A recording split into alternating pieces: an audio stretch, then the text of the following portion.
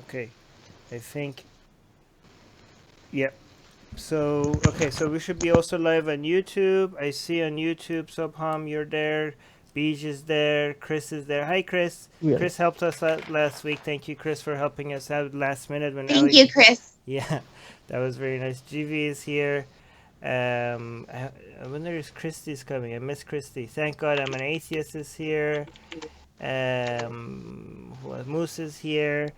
Okay, John is okay. David is saying I love this page. Yuval, oh, thank you, David. We love you back. Yuval is saying I can hear you. Mohammed is saying it's fine. Sam is saying audio is good. Betty is saying it's perfect. Well, that's great. By the way, if you guys haven't noticed, today we have Ali and Subham. Hi, guys.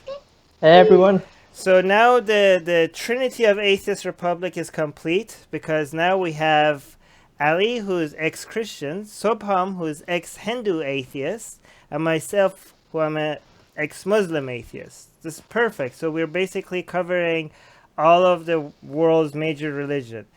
The only thing that was missing is an ex-Jewish atheist host, and then we will be complete. But right now we're covering the world's major religions, so that's pretty good already. But guys, should we have a fourth co-host at some point to cover every religion? What do you guys think? That'd be neat. That would be I cool. think. Yeah. I guess. Yeah. I mean, Okay. it would be great. Yeah, that would be cool. All right. So should we just jump into the news? Yeah, let's just jump into the news. For number one, our location is out of Morocco. 3 jihadists who beheaded 2 female Scandinavian hikers in Morocco are sentenced to death after pleading for forgiveness from Allah, as a judge declares them human beasts. Okay, so it wasn't just 3 men. It was actually 23 men, and they weren't all from Morocco. Some of them were like I think just one was non-Moroccan. He was Switzerland. He was from Switzerland, like. There were 3, I thought, that were not from Morocco. Wait, so I these see. are. Okay, well, who cares? So before we comment on it, can we just understand get a general understanding on what's going on? Like, so these people. Yes. Yeah. Okay.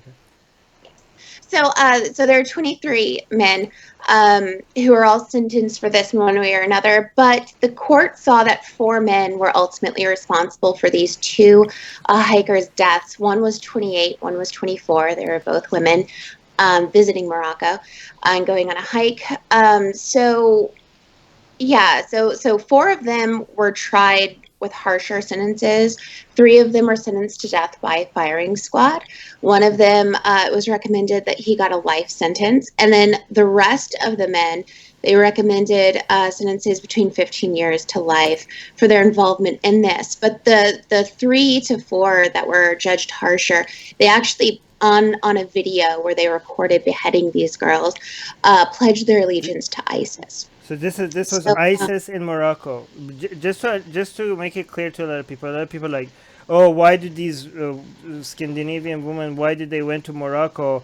If it's their fault. Morocco is generally very safe. This was a very rare situation for Morocco. Like, Morocco doesn't have an ISIS problem. This was they just got these 2 women got really unlucky, right? Yeah. Yeah. I think there was this guy, Swish. He was Swish, Kevin. He was the one who taught them how to use weapons and encrypted messaging. So he was also, I think, he was sentenced to some punishment. I'm not sure about that, but they're saying that he cut off ties with other people after learning that they have extremist views. So I mean, so is you're saying this is not common, but for such a not common thing, I think this is quite a large group of people to have such extremists. Like they just take 2 girls and just Where in kill them. Morocco? Yeah, I mean this very group.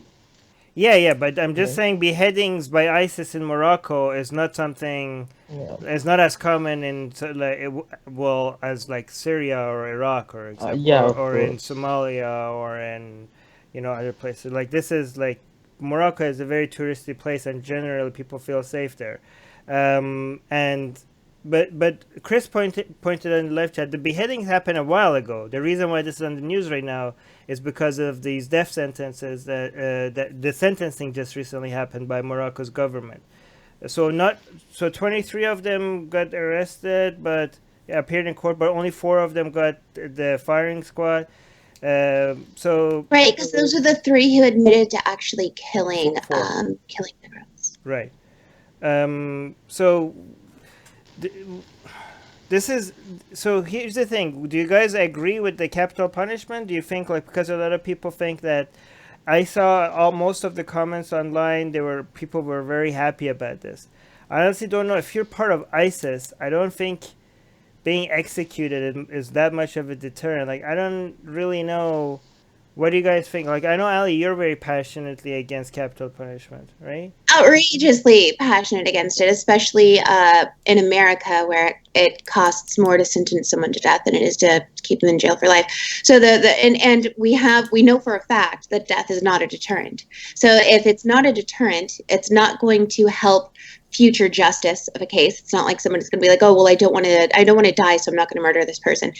That doesn't deter someone. If someone wants to murder someone, they're going to murder someone. So it's not like this is justified in any way, in my opinion. So no, I'm absolutely anti capital punishment. Yeah, I agree with Ali. I mean, before I used to be pro capital punishment for some cases, means most extreme cases, but now I think that, I mean, even if you kill that person, even if you end their life, it is not like there won't be any future criminals. I mean, it won't stop the crime. It will just end some lives and it will be over. So a lot of people are I don't saying think it should be it's very capital interesting. punishment. It's very interesting because a lot of people say, I'm usually against capital punishment, but in this case, this crime was so bad that in this case I make an exception. But I think the people that say that, they misunderstand the whole point of the justice system. The point of the justice system is not to satisfy people's desire for revenge, right? The point of justice system is to prevent future harm. Okay, so they're not gonna, like, it should be at least the most effective justice system. If justice system is just trying to listen to the people and look at the mob and what the mob wants, it's not going to be as effective to the society and as beneficial to the society. That the justice system is not really focusing on what people demanding, but more focusing on studies and research that shows if we do this punishment, it's less likely that this crime is going to happen in the future, right? So it doesn't matter how intense the crime is or what the crime is. If you want these things to happen less, people's anger doesn't matter. Preventing future harm should be the case. And then if preventing future harm is the goal, then our passionate hate for a certain group of people is irrelevant. What data shows and what science shows and our opinions becomes irrelevant. We have to really follow the evidence. If evidence says, like, this is more effective, rehab is more effective than punishment, we go with punishment. Even if we go for capital punishment, like, I would go for capital punishment if we have actual data that shows that capital punishment is the best way to prevent future, like, yeah, we're killing one person, but killing one person, if it could save killing, hundreds of other people from dying, I would have been for capital punishment if data actually showed that. But data doesn't show that, right? So the whole point should be preventing future harm, not to, like, people like, oh, I hate these people, I hope they die in misery and they get tortured or something. Well, if that's what you're trying to get out of it, then that's the only thing you would get at is just a sense of satisfaction that these people got what they deserve. But the more important thing is, how can we avoid other people from being harmed? Do you guys agree with that? Yes. I mean, even if you kill them, it's not like it's going to bring the 2 hikers back. I mean, they will stay dead. So see, on killing a few other people won't make it right. See, on Facebook, somebody is saying they deserve death. See, again, what they deserve is irrelevant. What we are trying to figure out is, what is the action that the justice system could take that will prevent future harm? That's the real question. Do you guys agree? Yeah, I think you guys agree. By the way, somebody mentioned that this would be a game changer for Morocco because Morocco hasn't executed anybody since 1993.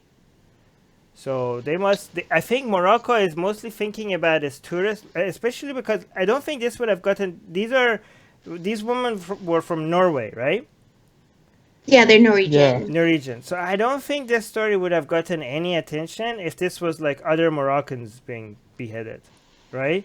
And I think what they also are trying to do, and I'm guessing here, what they're also trying to do is they're trying to save their tourist industry. Morocco heavily relies on its tourist industry, and I think they just is for them is also trying to really send out a message to the world like we're so anti this, like we're executing these people, right? So I think it's also a PR thing for Morocco, this whole execution thing, but I'm not sure. And the top comment is saying is from Anthony. He's saying this is why I wish we brought back public executions. Draw. Oh my god. Okay, we already responded to this. The second top comment is saying they don't give a damn about people's families or of their victims, pleading for forgiveness. Oh yeah, we forgot to mention this. The title Oh says yeah. that they ask for forgiveness from Allah, and only Allah means refusal to apologize. So a lot of people think that these people, when they ask forgiveness for Allah, that means they regret their. I don't know if they regret what they did, but they don't know. Asking forgiveness from Allah is just a common thing you always say, right? And it's also it's not like, oh, we're so sorry we beheaded these people, God forgive us. No, basically the message is like we don't need forgiveness from everybody is a sinner, and the only the message that they're sending, I think, is that we don't ask for forgiveness from the court or the family. There's only one person that we care about, and that's God, and that's the only person we ask forgiveness from. Allah is the only person, only entity we ask forgiveness for, and nothing else is relevant. They're not saying that we did something wrong. Standing defiant in the face of death, and they say we don't need to apologize. We don't need your forgiveness. Only God could give us forgiveness, and they're not for asking for. When they ask for forgiveness from God, they're not really asking forgiveness for this. They're asking forgiveness for all their sins because everybody's a sinner in their mind. Uh, somebody, so And yeah. also, someone asked about the family, the victim's family. The family declined to take part in the trial. Oh, okay. Wow. Somebody in the live chat is saying if a team of psychologists says that they are rehabilitated after, let's say, 8 years of therapy, should they be free then? So see, it's not about them being, completely, cured or something. If the process of freeing, even if they go through rehab, if you could show data that by freeing them, other people will be more motivated to now commit crimes, then no, you shouldn't be freeing them, right? Even if they're completely cured and completely like, oh, we went through a rehab and now we're okay. If they don't even get a jail sentence, then I think, and I don't know, I haven't seen the data. Then they data might show like people will say, well, I'm gonna go kill whoever I want and come out of the prison 8 years from now. It's then I think that might encourage more crime. Again, I don't know what the data is, but we have to go by the data. It's not about what people deserve. It's about preventing future harm. Anything else you guys want to add before we go to the next news? Okay, so I mean, correct me if I'm wrong. The Quran justifies killing non-Muslims, right? So Oh my God, are you really open? Okay, so no, yes, no. yes, it does. Yeah. So do you think that it is like, I mean, they consider themselves all. I mean, they consider all of every people as sinners. So do you No, so, think it is like before they knew that they will be executed or something like that, and they did it just to do one thing the Quran suggests, and so no. that Allah forgives them and gives them to heaven or something like It's that. way more complicated than that. First of all, yes, it does, but also conditions apply, right? So you can't just kill a Christian that is living under an Islamic law and is paying the jizya and being, you can't kill a Christian or a Jew like that, right? Also, but these people's motivations are, it could be many things. It could be like, just spreading ISIS propaganda. It could be like, Yes. oh, I was a sinner. This might clear up all my sins, and now this is the best way to go to heaven. I honestly don't know, and I don't think we should be guessing. Yes. But it's definitely the only thing that we could know for sure is that it is because is Islamically motivated, right? This is but how there's many different ways how Islam motivates an act like this, but we can't know for sure what exactly the source of influence was here. But it's definitely Islam, right?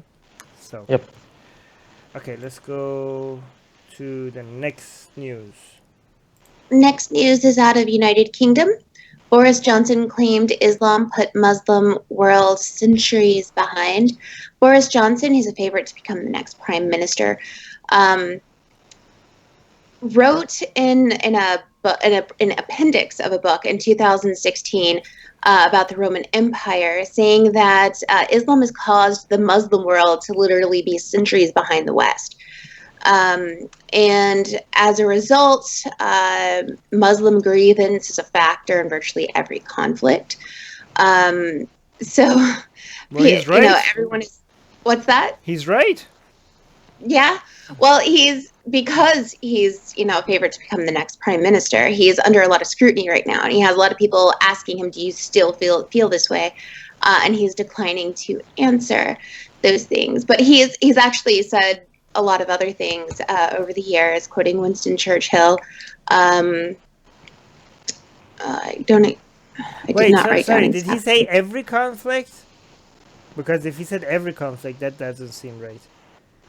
But he said in virtually every conflict. Wait, so no, he's saying in a lot, but not all. Virtually every conflict. No, that's an exaggeration. But that first part where he said that Islam has put the Muslim world centuries behind, that part is correct.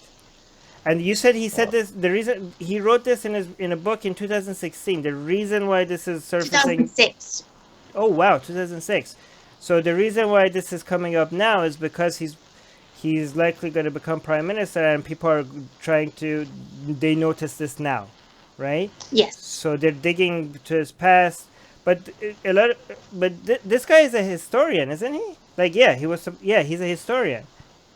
He was a pope, so it's not like people are like, why is he commenting over this? Well, he wrote about history. He was a historian. He had his History Channel show or something. So I don't think it's out of his field, it's relevant to what he was doing. So, and he tends to say a lot of things that he just, thinks, which is, I think, fine. But in the same essay, he acknowledged that Christianity had a history of disgusting cruelty, writing that it wasn't so long ago that we were burning books and heretics ourselves. Wait, so he has said that Christianity also had this history of, violent. Okay, so what the hell then people... Okay, this is such a level of hypocrisy. So if he's already said also this about Christianity, why are people not getting offended about the Christianity part? Huh? And he also at one point was angry at newspaper editors who thought Islamo-panicky headlines were good for sales. He thought that was uncalled for, and he spoke out against that, where a lot of politicians who are hungry for votes also ended up saying the same thing after he did. But so I mean, I don't know. Wait, but doesn't this show the hypocrisy of the public, the outrage mob, that this is a person that has said Islam has put the Muslim world centuries behind, and he also has said Christianity has a violent past? And has anybody come out and says, like, how offensive, this man is going to become prime minister? Why is he saying these things about Christianity? Are we hearing that at all? Or is it just the Islam one that, like, doesn't this show that the Muslim world... Okay, so, Muslim world is a lot more sensitive, and the so-called guardians... The white guardians of the Muslim world are also extremely more sensitive about Islam than their Christianity. Like, this is much more about the reaction, outrage mob than it says about Boris. I mean, Boris, I'm pretty sure he has some shitty policies and maybe some good ones. I don't know. This is not really about him. To me, this is more about the people that react to these, the people that their career is based on getting offended about something. To me, it shows how, one-sided they are. Right? I mean, Yeah, and it looks like they're pulling everything. The Winston Churchill quote that he said is there's no stronger retrograde force in the world than Islam. So they're just pulling up everything he's ever said ever. But why are they? No, I know why are they not pulling? Again, this is fascinating to me. Why are they not pulling out the Christian? Why are they not holding that against them? Like, I got you. You said this about Christianity. Because there's no Christian phobia. You know, like you and I know why. Yeah, okay. But honestly, even if he I see a lot of people comment on this and say like, when somebody says like, oh, Islam has put the Muslim world centuries behind, people say like, all religion. Oh my God, I really want to punch a wall or something when every time people say, oh, no, all religion. Yes, all religion. But now we're talking about Islam. It's as if, do these people do this about any other thing? Like, why is it that when I go and say, oh yeah, Christianity has a violent past and stuff like that, people don't come and say like, no, all religion. Why are you talking about Christianity, right? Why is it that when I say like homeopathy is bullshit, right? Homeopathy is bullshit. People are like, why are you just talking about homeopathy? Why are you not saying all woo? You have to say no, not just homeopathy, all superstitious beliefs, all these woo crap, all these alternative medicine, all of them are bullshit. You should never just focus on homeopathy. All of them are bad. Like, what the hell? Like, do I always have to be? This is what I say. Okay, so if you tell me, if I talk about Islam or Christianity or any other religion, and you come back at me and say no, all religion, then I come back at you and I say, okay, why just religion? Why not all dogma? Okay, why are you just focusing on religion? And then you come back at me and like, okay, fine, all dogma. And I'm like, why are you focusing on dogma? Why not just all bad ideas? Why just dogma? There are other bad ideas as well. And like, okay, fine, all bad ideas. I'm like, why just ideas? Why just bad ideas? Why not everything that is bad? So let's be general, completely general. Everything that is bad is bad. Okay? Is that general enough for all of you guys? All right. The new Atheist Republic slogan. Everything Bad is bad. Bad is bad. Okay? I can't get more general than that. Hey. And let me see what the top comment is. Alex is saying exactly why strive for advancement when a silly book has all the answers. Well, I mean, it's not. I mean, Islam holds the society back, but it's more nuanced. The way it does it is more nuanced than that. By the way, some people comment but say like, oh, but what about the art and the golden age of Islam and all that stuff? Like, yeah, I mean, what about that? Okay, so Christianity had that as well. Does that mean Christianity was not harmful? Right? Every empire, when it gets rich, it goes through a time when it does art and history and poetry. Like even the Mongols, okay, that were the most obsessed with this killing and destruction. At some point, they also said like, hey, maybe we should build something and say some poetry or something, right? I mean, every empire, when they get rich, at some point they sit down and start, doing some science and philosophy and build some shit, right? So it has nothing to do. The fact that they did science and art and stuff has nothing to do with Islam. If you're saying that, oh, it's because of Islam, you have to actually show me that without Islam, those things would not have happened, or without Christianity in Europe, the science wouldn't have happened. Because I bet you all of that science and all of that art and all of that philosophy not only would have happened without this religion, it would have happened a lot more. Okay? So whatever science and history and art you're saying is not because of Islam, is in spite of Islam. Right? But Rick is saying, not unlike... Okay, this is what Rick... Again, have to bring in. Rick is saying, not unlike what Christianity did to the thinkers of the time, imagine where we might have been had they been allowed to follow their rational, scientific purists. Okay, Rick. Yes, not unlike Christianity. But I wonder, Rick, would you ever, if the post was about Christianity, would you have come and said, not unlike Islam? Or is it just only when people talk about Islam that you come and say, not unlike Christianity? Wow, Nilufar is just gave us a super chat. Thank you, Nilufar. Yes, thank you so much. That's very sweet.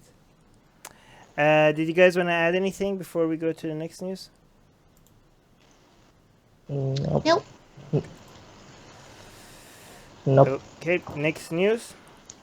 All right, next news is out of Turkey. 2 women thrown off flight for complaining about terrorist Muslim passengers. So I watched the video on this. It wasn't that great, but 2 women apparently were yelling and screaming that they wouldn't be on the flight if these 3 Muslim men who were in their white prayer gowns were allowed to stay on the plane because they were terrorists and they were a threat to safety, apparently. And thankfully, they were thrown off the flight that was going from Dalman to Gatwick, but they had delayed the flight for over an hour. Okay, wait. So the flight was from Turkey? Yep. So they were in Turkey? They were in Turkey. Yes, they were 2. They said possibly British women. Okay, these British women just spent some time in Turkey. Like, maybe they were in transit or something. I don't know. Maybe. Because if they were in Turkey, they were just with a whole bunch of Muslim people.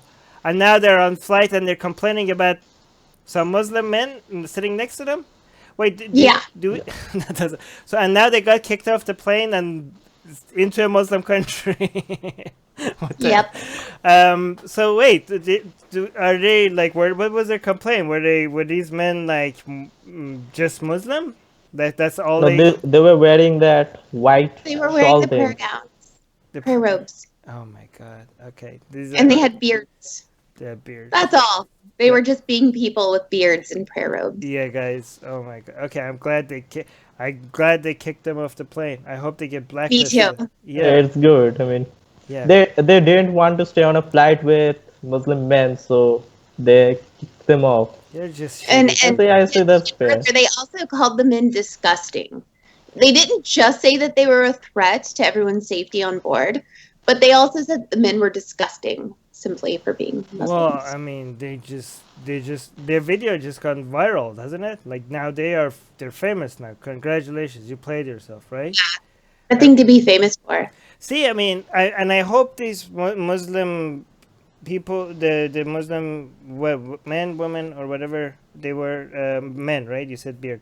I hope they get like a free ticket out of this or something by the airline, right? Because that's a shitty. Guys, don't be shitty to people, no matter how much.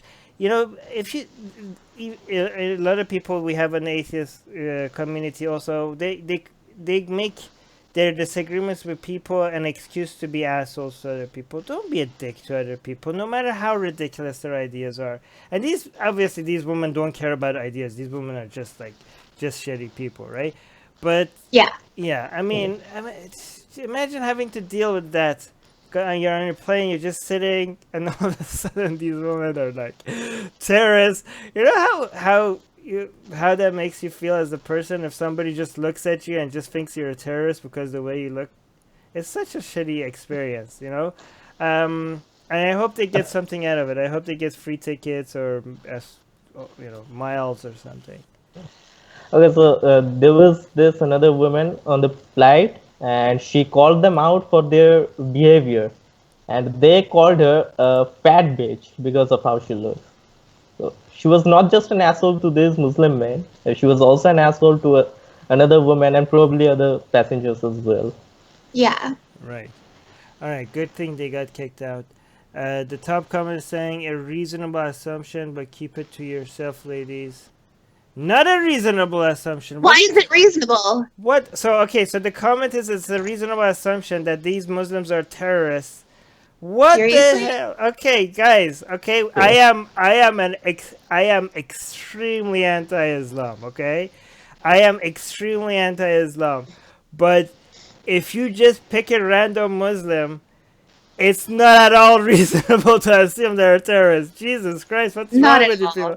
It's actually So, extremely reasonable to assume they're not a terrorist or a threat to anybody. What's wrong with you people? Like, this is part of an atheist community, guys, okay? Just look at this. This is embarrassing. Oh my god. I hope... Wow, this comment by itself just got 108 response. Let me see... Wow. Like, it's not loading the comments. Well, this started a whole conversation. I hope you guys have... I don't have time... Oh, wait. Here's the... No. I don't have time. I hope somebody responded something good to this person, because it's not a reasonable... Yeah, okay. Let's go to the next news. next news is out of Brazil. A woman assaulted a Brazilian priest while he spoke to an audience of thousands. So this happened in Sao Paulo. There were tens of thousands of people in attendance to this religious camp where this priest was speaking. Apparently, he said fat women don't get into heaven. So this woman storms the stage and pushes him off of it. Okay, I'm gonna try to show the video. Just bear with me. I should have had this prepared. You should tell Anna to tell me that I should have a video ready for these kind of stuff, right? Yeah, But this one should have had one prepared, and I didn't see it listed. No, Yeah. it is listed. all right, this is listed. Here, it's let me go. This is actually real. I saw the video. It's pretty crazy. Hold on, let me show this to you guys. Look at. What? Wait, it has music. I have to cut the music. Sorry, guys, or else we're gonna get a copyright strike.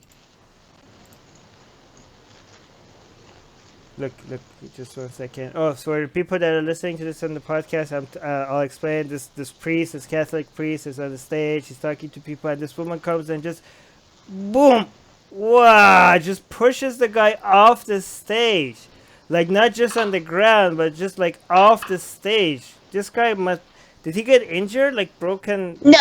So No. here's the deal. There's several different stories going around here about this. People are saying she was mentally ill and has a history of mental illness. However, that wasn't found. Confirmed. Like it's just something that's being said. It's also been said that he was not injured, like at all. So he was fine. He was immediately attended to. She was arrested. He was giving a sermon. And also, so there are also mixed reports on what he said as well. Mm. So the Friendly Atheist, Hemant Mehta, if you guys don't follow him, he's awesome and you should.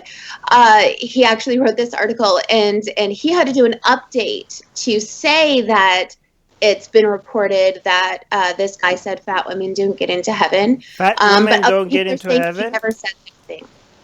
Oh, wait, sorry, what? Other people are saying that the priest never said such a thing. Yeah. Okay, so So there was are a lot of different stories going around out Well, there. there's another story going on that saying he's an anti-gay priest and also said some homophobic stuff. Sopham, bring your camera a little bit down. Okay. Okay. Yeah, that's good. Is this fine? Yeah, that's Okay. good. So okay. So we don't know if he said that or not. These were rumors that now there's a correction that maybe he didn't say those things, but it doesn't really. I mean, it does matter, but no speech justifies violence, right? Do you guys agree? Yep. Like I mean, whatever. I mean, I don't have any sympathy for him. If he said like fat women shouldn't go to heaven or something homophobic, I don't really have much sympathy for him. But I would still not condone this throwing off him off the stage. No matter what you say, getting injured for it, I think it's a really shitty result. Yep. You know, I don't think It's not any different than throwing milkshakes or any other physical attacks you do on people for what they say. I mean, if somebody has an argument that you don't like, if somebody is saying something that you honestly believe is not true or offensive, then fight them with better arguments. Yeah, this was shitty thing to do. If she's not mentally ill, I hope she goes to jail for this. She Well, did get she was arrested. released Oh, actually. I think she okay. was released. Oh, well, she shouldn't get it. Too I many mean, stories going around for me to say what happened after the that. priest Immediately, decided she not to was press any arrested. charges. Oh, wow! What a great PR for the priest. Wow, Yep. because it's like, look at, okay, see, this is a major example of how violence doesn't work. The priest didn't get injured. This woman thought that she's doing something against the priest, and now the priest get to say, "I'm going to forgive her. I'm not going to go press any charges." What a Right. great PR Yep. for this priest, right? Like, it's a perfect opportunity. I mean, he's now known internationally. I wonder if his church is getting more donations now because of this, right? Probably. Violence as a reaction usually backfires. But even if it didn't backfire, it's just a fucked up thing to do. Don't do it, people, okay? Just talk back, okay? As soon as you cross the line of speech and just enter the physical reactions, then you're out. You're out of the game of exchanging ideas. You're out, okay? You're on the other side now. Even if it's small, even if it's just a small poke, like, oh, I don't like the people that I disagree with, I'm just gonna go poke them. Now you cross the line. You're not exchanging words. You're physically, you're getting into people's personal space. Just don't cross that line, okay? Let's keep the war of ideas a war of ideas. This is, let's hope nobody. Okay, Jeff is saying, this is the oldest joke. I'm so tired of this joke. People are saying thoughts and prayers. So for people that don't know, atheists, when they want to say something, when they say thoughts and prayers, because they say thoughts and prayers are useless, so the joke is that they're giving you something useless. Angie's saying, I couldn't be more proud of her. Jesus Christ. Look, guys, here's one interesting thing. A lot of times when we criticize Hindus or Muslims for doing something, and they always say like, "Oh, you're so biased. You don't say this about atheists, or you don't say things when religious people are getting attacked." First of all, we're covering this news. We're seeing a religious person got attacked, and we are condemning it. Not only do we do not only that we do that, we look at our own communities as somebody like Angie. And Angie, this is not just an atheist, but atheist part of the atheist republic community, and we even call that bullshit out, right? We're saying, look how this is a problem in our own Facebook. Get this out of my way. Okay, Yeah. Facebook. Okay, and Angie is saying, I couldn't be any more proud of her. Angie is condoning violence, and that's bullshit, Angie. You should be ashamed of yourself. Murray is saying that's not acceptable, even to people you don't agree with. Yeah. Violence is the last thing. I don't celebrate this. Thank you, Morrow. I'm so disappointed in Angie, by the way. This is okay. Anyone wanna add anything? No. Okay. Next news. Next news is out of India. Jai Shri Ram, the Hindu chant that became a murder cry. Someone, do you want to talk about this one? Yes, actually. Okay, so Jai Shri Ram Jai roughly Shri Ram? translates Is to that how you say it? Jai Shri Ram. Okay. Jai Shri Ram. Okay. So it roughly translates to victory to Lord Ram. Mm-hmm. And it was first used in political in 1980s for just the purpose of building a temple. Okay, so I mean, you know probably how Donald Trump got his 2015 elections. I mean, the campaigning was like build a wall between Mexico and the US. Mm-hmm. So the BJP campaign is literally Wait, you build have the temple. Okay, Sabam, you have to explain this in a way that people that have no idea what you're talking about, give a short summary of this, because BGP people don't know what you're talking about. First, give like a very short summary of what this is about, Okay. and then get into more details, right? So Yeah. we're talking about Pretend India. we're five. Yeah, we do what? I said pretend we're five. Yeah, Explain pretend we're five, explain and like also you have we to don't know anything. You have to also mention this is about Hinduism in India and the rise of the new BJP party, and Jai Shri Ram is something that these people chant, right? Yeah. I'm getting to that. I mean, Yeah, but there first was give this. a like general summary of it, and then go into more details. Yeah. Yeah, okay. So, Jai Shri Ram is first of all basically like the Hindu version of Allahu Akbar. I mean, if you want to go attack someone, shout Jai Shri Ram and go attack them. That's like the war cry for Hindus, like Hindu radicals nowadays. Okay, Right. and the BJP is the ruling political party in India right now. They're the uh, actually the right wing conservative party, and they're part of another greater organization which is called the RSS. This organization actually supports fascism, and their agenda is like they're totally anti-Muslim. Right. Okay, so they do not tolerate anything about Muslims, and there was this mosque in India which was the Babri Masjid, and the BJP people what they did was they went there and tore down the mosque, and that was the first time they used this chant. It When was was back in this? the 1980s. All right. So this is so yes. Right now, when we're saying, but the BGP, by the way, for people that don't know, is a very popular party. The new, that is growing in India, and they are just like people say, like Trump in United States. When people say that he's encouraging a lot of racism and bigotry and the rise of the alt right, they're saying also the BGP party in India, the rise of them is also encouraging a lot of anti-Muslim hate in India, and encouraging a lot of people with these views, and they feel a lot more empowered, and they're growing, and that's the reason why we're seeing more anti-Muslim attacks and killings and murders and beatings in India because of all this. And you're saying Jai Shri Ram it was their historical rallying cry, and now you're hearing it a lot more in the streets. Is that a good summary? Yeah, Okay. I mean, before it was like just regular people from North India, especially from rural areas.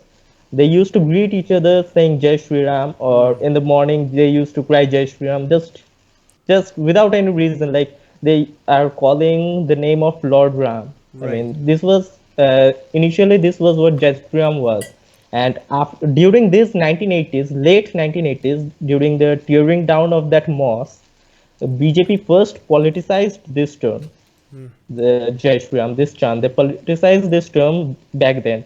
And in 2014 elections, when Modi was running for prime minister, the post of prime minister, they, what they said is they will build a Ram temple in Ayodhya, where exactly where Babri Masjid existed, because in Hinduism, Ayodhya is the place where Prince Ram was born, and later he became the king of Ayodhya.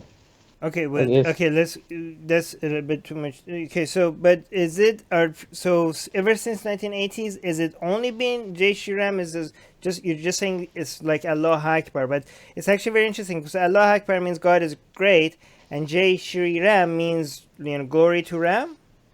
Yeah, Lord Okay, Ram. Lord Ram. So it's very similar in meaning as well, Yeah, basically glorifying a deity. But Allah Akbar is not just used only by terrorists and jihadists, right? Allah Akbar it is used by regular is people. used by regular people for other Yeah, things as well, right? yeah, but Um, but nowadays it's increasing on this terrorist. I mean, the saffron trees. They mostly they use it. They are the ones to use so it are you most of. saying that regular people are now not touching Jai Shri Ram anymore? It's just mostly being used only by people that are radicals? Yeah, actually, I won't say they are not touching it at all. I mean, it is not possible to know Right. the rural areas how they, but most of them who are using this are supporters of BJP Right. and have very anti-Muslim So views. do they use it because for the people that use Allah Akbar in an aggressive way, they are proud of the fact that something so simple can struck fear in the heart of the infidels, right? I hear a lot of like um radicals, a lot of jihadists say that, like, a simple, this is how powerful our God is, that our infidels cower in fear when they hear we shout Allah Akbar, right? and they're proud of the fact that people are scared of Allah Akbar. Even though for a lot of Muslims, they say Allah Akbar just when as like, so for them it might, for regular Muslims it might translate to like wow or like what the fuck, right? Yeah. So Allah Akbar for them means something else, right? But for jihadists, they know that the foreigners don't know these other meanings, and for them it's just a call out to war, and Yeah. they want it to be perceived like that all the time, right? So that they can Yeah. use it as a way to strike fear. But do you think that the Hindu radicals in India, they use it as a way to, a rallying call to a fight, to an attack? Is that it's being used right now? Okay. Yeah. Yeah, well, that is one thing, one part, because the main part is that BJP doesn't acknowledge that Jai Shri Ram is the only used as a war cry. They say it's just calling the name of God to give them power, or claim that the side of God or Lord Ram will win this thing. And it's just calling the name of God, basically. I mean, what they want to say is they are just calling the name of God, and that's it. They don't want to acknowledge it as a war cry. They don't Yeah, accept it. but that's how exactly Allah Akbar works as well, Yeah, right? Allah Akbar is used as a, you know, call to attack, but most of the time it's just no. God is great. That's every single call to prayer, the adhan, it starts with Allah Akbar, and it's not call to war. It's a call to prayer, right? yeah, So it has, it could be used. It's different, in different contexts could be used for different things. But does it ever get used as a way to say, because Allah Akbar in the right context could be like, let's go fuck them up, right? Does Jai Shri Ram, does that have it? Does it have that context? Is there any context where it could be could it mean like, let's go fuck up these Muslims or something like that, right? yeah. Actually, that could be. I mean, that is possible because many Muslims are very afraid. Whenever they hear Jai Shri Ram, they are Ooh, afraid that some will see. come and beat them. I mean, because Mm. it's reasonable, because whenever they're getting attacked, they're always shouting Jai Shri Ram and all. And Okay, even so in see, Hindu mythology, this that's was what I was used as that. asking. So whenever they're getting attacked, people are shouting Jai Shri Ram, and Yes, so this way now they're giving power to the phrase. See, this is how it works, right? So you make sure that whenever you're attacking, you're shouting this. So in the future, just shouting it is enough to intimidate people, right? yep, So it's kind of like, Pavlov's, dog, and you will give the word a lot more power if you make sure that whenever you commit an attack, you're shouting it. So sometimes you don't even need to attack, just by shouting it. You cause enough intimidations to get your way, right? You scare yeah. Muslims away from you, right? So, which is, it's very interesting how similar that is to Allah Akbar, for the way some people use it. What do you say? That's why I call it Hindu version of Allah was. Hindu Simple as version that. of Allah Akbar. Wow. What do you say to people that say that this anti-Muslim violence by Hindus in India is being exaggerated? I mean, the only people who say that are supporters of BJP. I mean, they mostly vote for BJP, all right? And that means most of the population.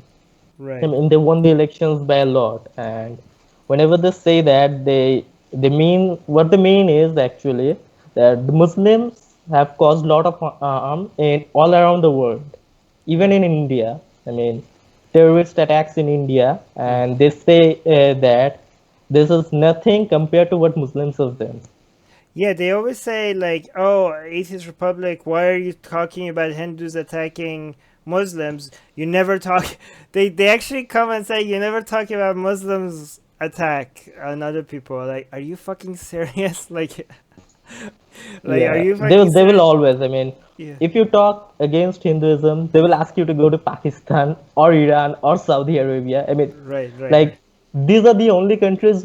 If these are the only countries which are worse than India, then I'm sorry to say, but India is Right. very. Yeah, it's very interesting because every time we criticize, this rise of Hindu nationalism in India, they always say like, "Oh well, we're better than Pakistan," I mean, congratulations. How many? Most countries are better than Pakistan, right? Like it's like Pakistan when it comes is really at the close to the bottom of the list when it comes to safety and Yeah. governance. It's like very close, not at the bottom, but very close. So being above Pakistan is not much of an achievement. Um, yeah. So and it's funny because every time you attack, they think like you're on the side of Islam if you're against Hinduism. I mean, everybody a lot of Muslims are like this as well. They think very binary. So a lot of Hindus think that you're a Islam apologist if you're against Hinduism. A lot of Muslims, when you attack Islam, they think you must be a Zionist puppet or something like that. Most of India is completely binary. Like Yeah. when I told my family that uh, Hinduism is shit and I hate Hinduism, I don't identify as Hindu. The first thing some of my relatives asked me, so do you like Muslims and Islam? I was like, why? What the? I mean, there are other things other than Hindus and Islam. There are lots of things in the world, and if I say I don't like Hinduism, doesn't mean I like Islam. Most people in India are binary, have such binary thoughts about Hinduism and Islam. Like you are either Hindu or you are Muslim. I Right. mean, By the way, because these are the two largest religions here. So yeah, yeah. I mean, it's funny because a lot of people criticize Atheist Republic for not attacking Judaism, which we have done a lot. And we have specific shows on Judaism.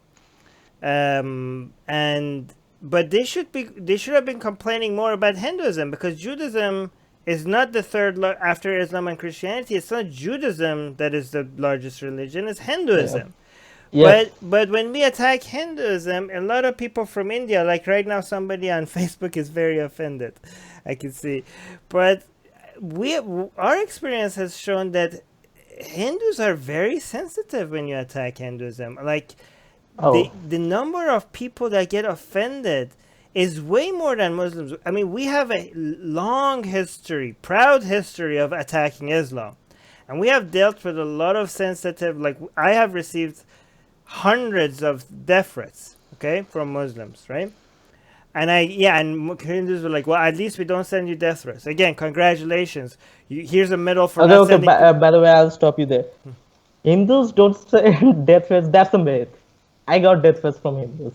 Yeah, you get death threats, but I don't get death. Right? They tell me that when Armin, you can criticize Hinduism and we're not gonna behead you, but Okay, but that could be because you're in Canada. Okay, I mean most of no, the people who send death what does threats that are say about their standards? Do they think like yeah they think like not beheading people is an accomplishment? Like yeah they congratulations. actually think so. I mean it's Like that's funny how they low the actually think standard so. is. Okay, yeah, but the thing is that whenever they say like, why are you criticizing Hinduism? At least Hinduism doesn't kill people for criticizing it. They're like, okay, great. So may I criticize it now? Like, every time they say that, they try to make it seem like there's no consequences for criticizing Hinduism. They're saying it because they want you to stop criticizing it, right? So it's kind of ironic, but why? But even though, okay, the level of violence, like let's be clear, the level of violence, even if in India is really big and it's growing right now, is not at all close to Islam. Okay, when it comes to violence, act of violence committed by a religion, Islam is hands down the winner right now. Okay, hands down. Yeah, Both per capita and total wise, no religion encourages more violence than Islam. Okay, yep. but right, yeah, but right now I Uh, could tell you when it comes to being sensitive snowflakes that can't take criticism. Right now, I think that medal goes to Hindus.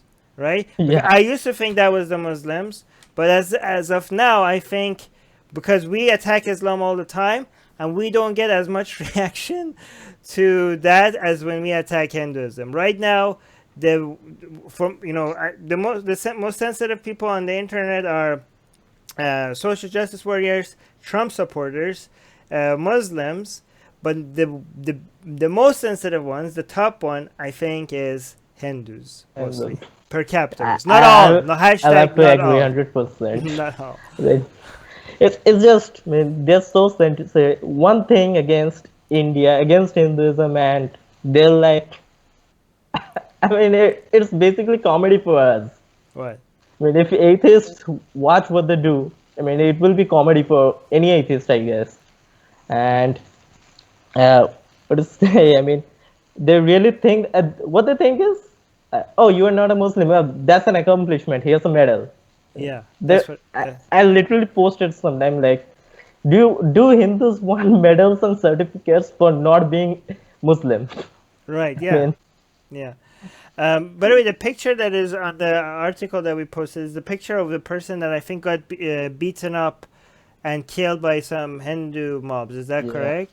And this is the yeah, it person. is. It is one of the victims. Like there have been many victims lately. Like, Do you have any numbers?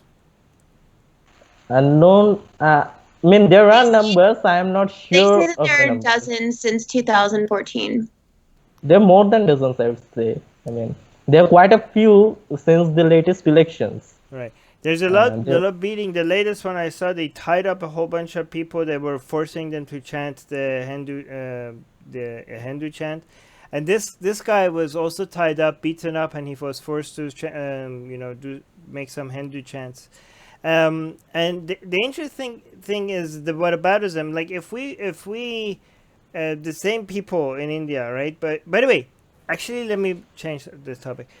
I want to say that we do have to give credit to a lot of people in India that do not are fighting this. Like we're not trying to say like, oh, this Indians are like this. No, India itself has a lot of atheists and skeptics groups that are not making excuses for this bullshit. They're recognizing this problem and they're fighting it. There are a lot of atheists. They call themselves Hindu atheists, and a lot of people criticize them for that and say that's a contradiction. But they call themselves Hindu atheists because they're like traditionally Hindu, but now they're atheists. They don't believe in God or anything. That they make excuses for Hinduism, right? Um, and we call bullshit on that, and we try to call them out, and we criticize Hinduism just like other religion. But for a lot of these people, the image of India and how India looks as a country internationally matters more to them than actually solving the problems they have in their country. But there are also a lot of people in India, and I always want to mention this just for people to give credit where credit is due. There are a lot of skeptic groups, there are a lot of atheist groups, there are a lot of humanist groups in India that they care about actually fixing their country's problems more than presenting a beautiful image to the world, and we're like, oh, don't embarrass our country or something like that. They don't care about that. They see problems, they want to go fix it, okay? And that's happening from India as well. And to the people that are doing this from India and having to deal with these group of people from India, that other people, these Hindutva people that are extremely that people like you, Sopam, that has to deal with these people's bullshit and get death threats and get intimidated and get abused sometimes. Credit to those people that are putting up with this shit and trying to fix it, right? So whoever you are, Right. yeah. Okay, Yeah, so we have actually 2 more news articles tonight from India. So Okay. All right, sorry. Let's go to the next. Good thing Ali. yes. Yeah, Ali is moderating. Okay, good. All right, next news. Good. Our next news is out of China. More than 35 countries defend China over mass detention of Uighur Muslims in a UN letter. So, just to start this off, last week there were 22 mainly European countries that sent a letter to the UN, complaining about China's human rights violations, specifically mentioning the Muslim camp that's in Xinjiang. That we discussed this last year when this was coming out. They understand that there are over 1 million people who have been put into these camps, and they want something to be done about it.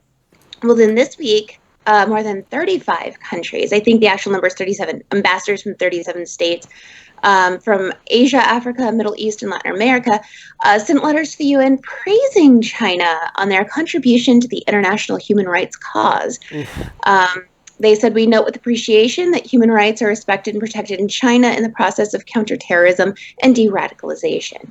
So they're saying that by them imprisoning people simply for their beliefs and brainwashing them to not be Muslim anymore is a good thing. And this is just so sick. Okay, and some of the countries. Okay, so let's just be clear.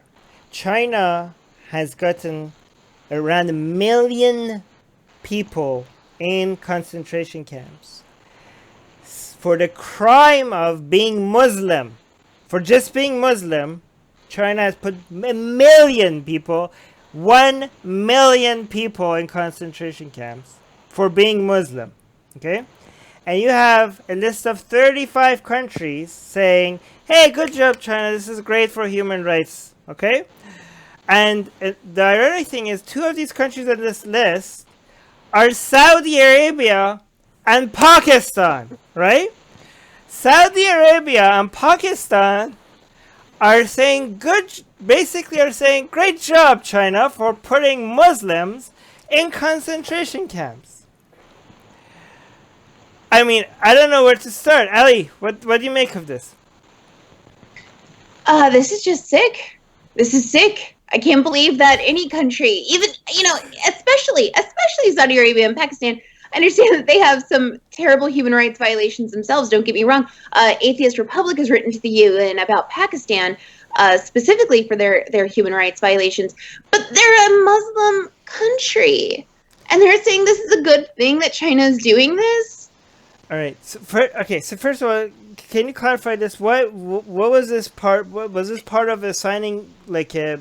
Why did these 35 countries just come out and say like, good job, China? Like, was this part of what? Right, and that's what I was explaining in the beginning, because 22 countries, primarily from Europe, came out and said something needs to be done about China. So China was like, hey, well, here's 35.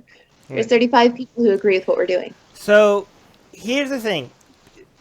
This shows the hypocrisy of the Muslim world, and also the hypocrisy of a lot of people, hashtag not all, of the Western left. Okay? Because neither most people in the Muslim world, neither the guardians of Muslims in Western countries, the self-proclaimed guardians of minorities, neither of these groups care about Muslims. They don't care about their fellow human beings. What they do care about is being relevant and using narratives to become more powerful and have more influence. Okay? When it comes to the Muslim world, think about it, 1 million Muslims have been arrested for being Muslim. If Israel United States did anything that was even close to a fraction of this, the entire Muslim world would have and does make sure that everybody knows about it. They would make a mess. They would be shouting this off the rooftops. Okay. Because to them, they are anti-Israel, and when they are anti-Israel and anti-United States, and again, I criticize Israel all the time, but most when it comes from other places, their anti-Israel agenda is for a different reason. Okay, when a lot of Muslims criticize, attack United States or Israel, it's just part of the narrative that they're just jumping on because it gets them to their destination, or because it gets them to the place where they want to become more influential. It's a signaling tactic to their fellow in groups, and you recognize the devil is, these are our devils, these are the signals that I need to send to show the people that I'm in, and who's out, who's the enemy, who's an ally. But when it comes from China, when China does something astronomically higher, worse to Muslims than Israel and United States, not only they don't give a shit, they actually accept it, right? Again, hashtag not all. There are some Muslims that are calling bullshit on this. There are some Muslims that are trying to bring attention to this. But the true fact is that most Muslims are not paying attention to this. Most Muslims care about what Israel is doing to Palestinians or United States is doing to Muslim community in the United States, and they want to highlight that. And here's the thing: Pakistan and Saudi Arabia recognize that the powers at be are changing. You know, the United States is not as powerful as it used to be, and relatively from as in the international world. It's China and India are the future, and given that Saudi Arabia is learning more and more that they can't rely on United States as an ally as much as they used to, they really need to rely on China, and they are ready to throw 1 million Muslims under the bus if that means a stronger tie with China. Okay, they don't give a shit about Muslims. So when they talk about human rights in other countries, when Saudi Arabia shits on Israel or Iran, when Pakistan talks about the way India treats Muslims, just remember, this is just a game for them to win political scores. Because when the same countries go and say like, hey, good job China, that means they don't give a shit about Muslims. They're throwing 1 million Muslims under the bus, because Pakistan also has a very strong economical tie right now with China, and they're not going to let anything screw that up. It's very important that by the way, this is not just Saudi Arabia and Pakistan. Other countries play this game as well. Israel, for example. Israel doesn't condemn the Armenian genocide by Turkey. Even though they said never again, even though what happened in the Holocaust, they said never again, we will never forget. Now another genocide, the government of Israel, they have never come out and said like, oh, the Armenian genocide, that was wrong, because they value their relationship with Turkey, right? So it's not about human rights for a lot of these people. It's about making political score. It's about economics. It's about making sure you have the relationships. And this is why these things need to be called out, man. This is fucking bullshit. And again, they're regressive left. Again, not all left, they're regressive left. When they say they care about Muslims, a couple of Muslims get shot in a mosque, they call it, they bring attention to it. Good, they should bring attention to it. But hundreds of thousands of Muslims get bombed in Yemen, doesn't matter. Were they killed by white supremacists? Again, if the enemy is not, because you have created a cult, a tribe, you have an enemy that you defined, and and your entire existence is defined based on being opposed to that enemy, that devil that you created, okay? And for these regressive leftists, it has to be a white supremacist or something, okay? If it's other Arabs bombing Arabs, they don't give a shit, even if it's 100 times more, even if it's 1,000 times more, okay? If China is putting Muslims in concentration camp, 1 million of them, they don't give a shit. It needs to be a white supremacist. And if it's just one person that being, abused or oppressed by a white supremacist, that matters to them a lot more than 1 million Muslims when it's being done by China. Fucking hypocrites. Yuval is saying, also notice the silence of the regressive left about China. Exactly, that's exactly what I was saying. Thank you, Yuval. Did you want to add anything in this? This is making me angry. No. I know. Yeah, okay. All right. Sorry, I went long. That's okay. Let's go to the next news. Next news is out of India. Kids are being forced to become non-vegetarians. BJP targets government over eggs in midday meals. So about 6 months ago, the Congress government started reintroducing eggs into schools' midday meals to fight the chronic malnourishment they're starting to see in children. The BJP party previously had removed eggs from the meals over complaints that, eggs are against their customs as vegetarians. So, parents are upset. But the problem is there are children who are being malnourished, and this is supposed to help that issue.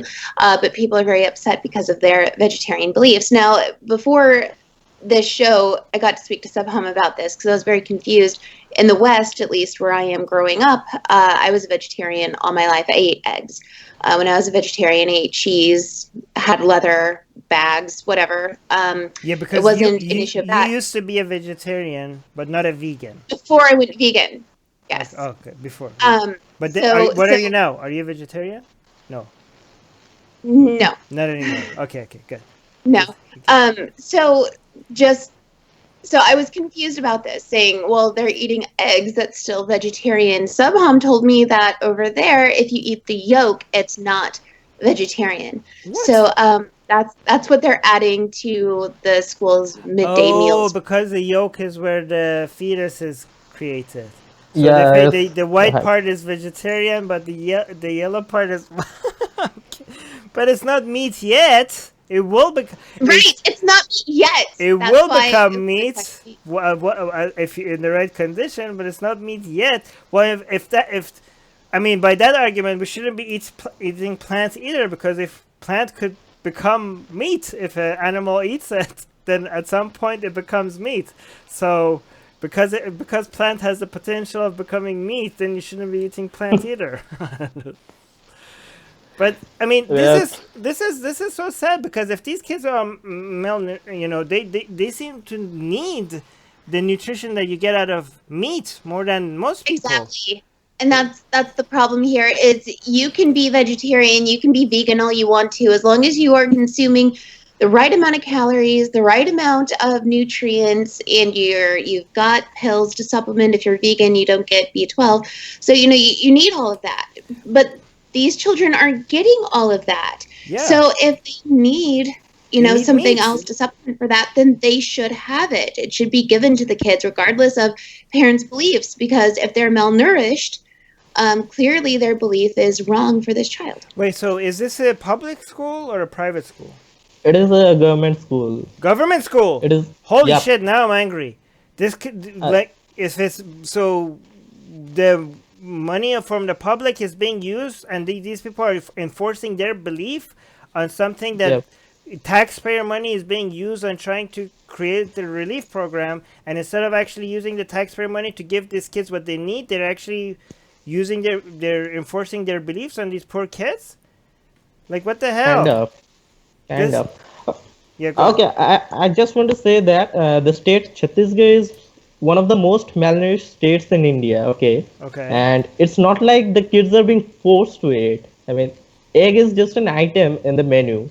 Okay. I mean, there are other items like banana and milk. If the kids don't want to eat egg, they can refuse it. I mean, they have other items. But what they are saying, what BJP is saying, since some of them don't eat eggs, since some of them are vegetarians, none of them should get eggs. Well, yeah, that's bullshit. The kids that want eggs should get eggs. Absolutely bullshit.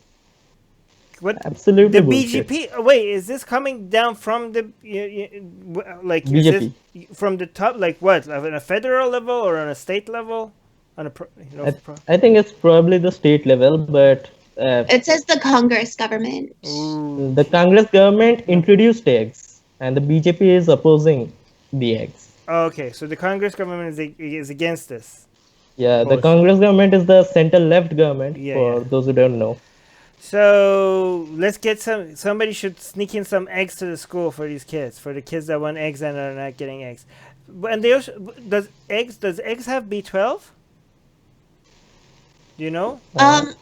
I don't think so. So they're not. So if they're not getting any B12, because these kids, yeah, okay, these kids need, all their vitamins more than most people. So somebody should feed them. And if taxpayer money is being used, they should be getting meat. What is this? Like, BGP is going beyond not just eating beef. Now they're enforcing vegetarianism on people, like forced vegetarianism. Is this the future of India? Sopam is being distracted. Sopam. Yeah. Is BGP now enforcing vegetarianism on people? Just a sec. Okay. Okay, never mind, Sopam. Yep. Too late. Okay, We're gonna no, never mind. We're gonna go to the next news. Yep. Hold on, wait a second. All right, next news. You want to go to the next news? Yeah. Okay, out of the UK, atheism and Islam on the rise in the UK as Christianity suffers a dramatic decline. There was a poll done by the National Center for Social Research that polled about 4,000 people, where 38% described themselves as Christian, which is a fall from 50% in 2008, and 66% in 1983. So just to let you guys know where that kind of stands again, in 1983, 66% of the UK was Christian, and today 38% are Christian. So they've declined in half. Those identifying as Muslim increased 1% from 1983 to 3% in 2008 and 6% in 2018. So they're saying Islam is on the rise. And they added that religious decline in Britain's generational, as people tend to be less religious than their parents. So, every generation there's more and more and more atheists. Well, yeah, but Islam is rising, so that's scary, right? So it's good news that Christianity is dying, but bad news that Islam is rising. But I guess it's actually a net positive, isn't it? Like 38%. So in the same, is it the same? Are they looking at the same time frame? Are they comparing apples to apples? Like Absolutely. So we started in 1983, went to 2008, and then now 2018. So they did the same thing with people who are identifying as Muslim, people who are identifying as atheist, and people who are identifying as Christian. Okay. So in those polls, that's how it. So a 50% decline in Christianity and a 2% increase in Islam, right? Yep. So overall good. And by the way, did they mention that Islam rising? There's two sources for this, right? Either it could be both, but I don't know which one is more. Is it because of immigration, or the Muslims that are already in Britain having more kids? Yeah, it's a really good question. That's one that I will look for if you want to discuss something really quick. So the sad thing is that if society was not desegregated in UK, just like the Christian every generation, the kids of Christians are becoming atheists, if Muslim kids would also become atheists, right? If everybody was mixed together, right? But Muslim kids are not becoming atheists. I mean, they are actually, but not as fast as Christian kids becoming atheists, right? So this is another reason why I say the best way to fight Islam is to befriend Muslims. You have to mix and mingle with them. Because if you mix and mingle with them, then you expose them to other ideas, right? Again, you can see that in countries like Canada, every generation, the Muslims are becoming, if the parents were very religious, the kids are not very religious, and probably their kids are going to have a higher percentage of atheists, right?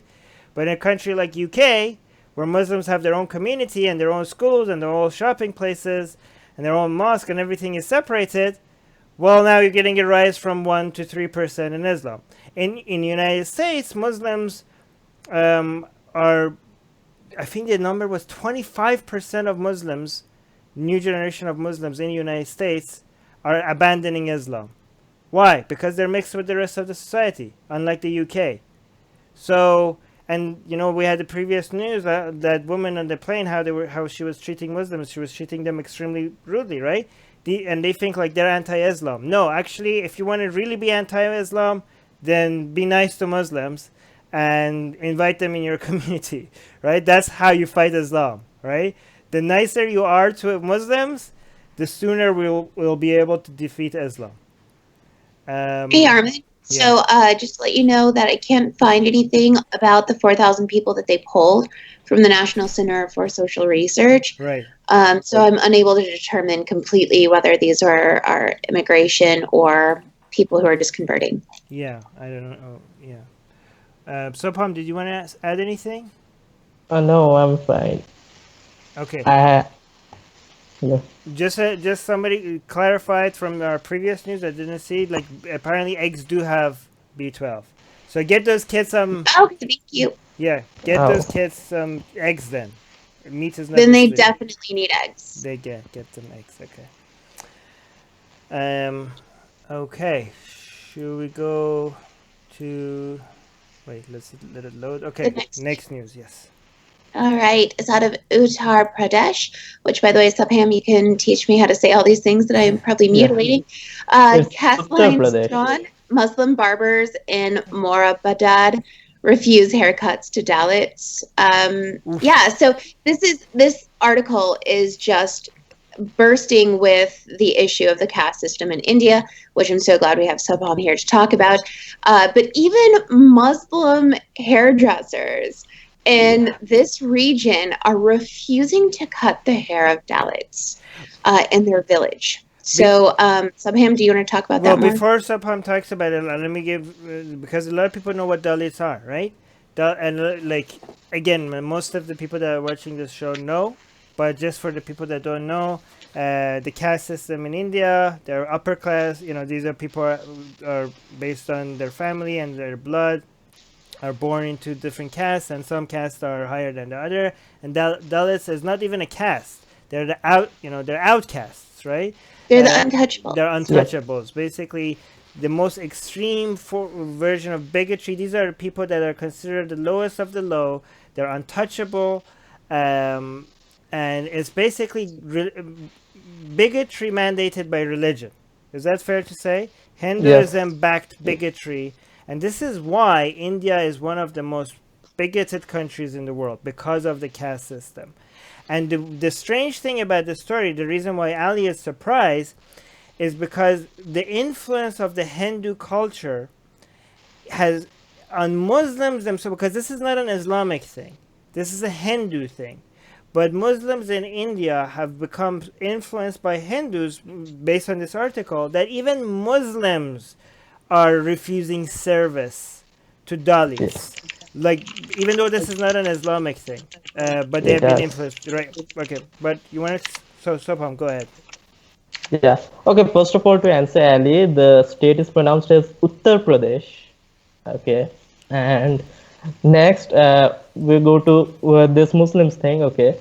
So caste system is mainly a Hindu thing, like you said, Armin. But in the history of India, like when the Muslims came, many of the Muslims were converts from Hindus, and they kept their casteist traditions back then.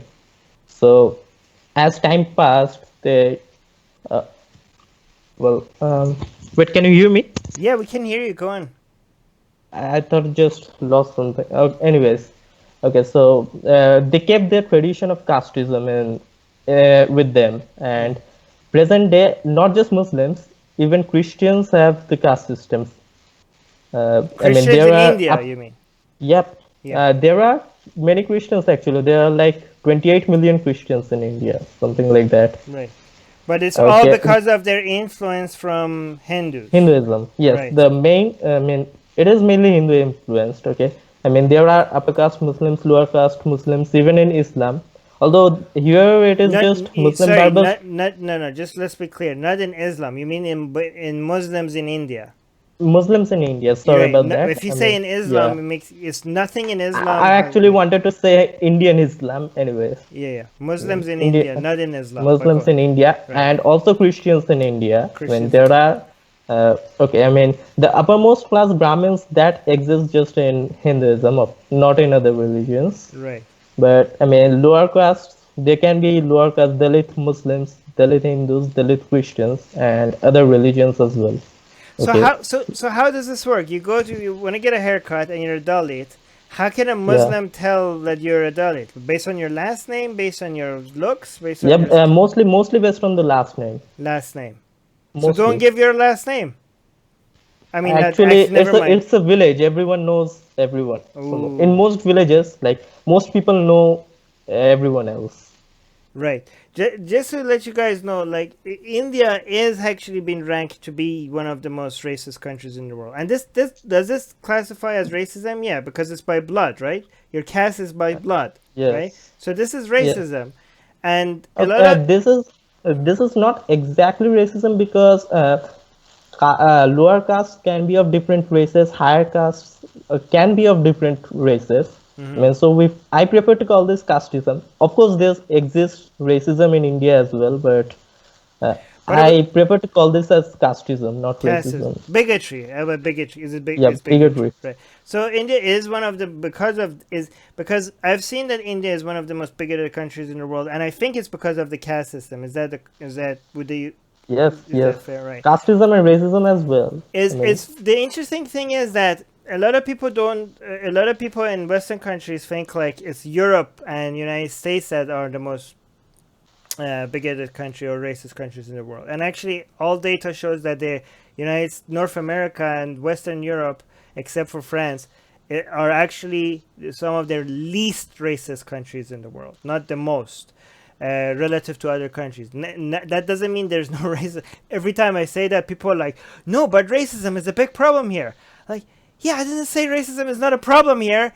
It's just relatively less to other countries. Just because it's relatively less, it doesn't mean it's still not a big problem. God damn it. I mean, it's so simple. I don't know why you have to explain. Every time I say, like, oh, but cop shootings and this and that. Yeah, I know, it's a problem, but it's relatively less than other countries. The reason why people get the feeling that it's more in North America and, Western European countries is because they're so much more conscious and much more sensitive about racism that they report on it more.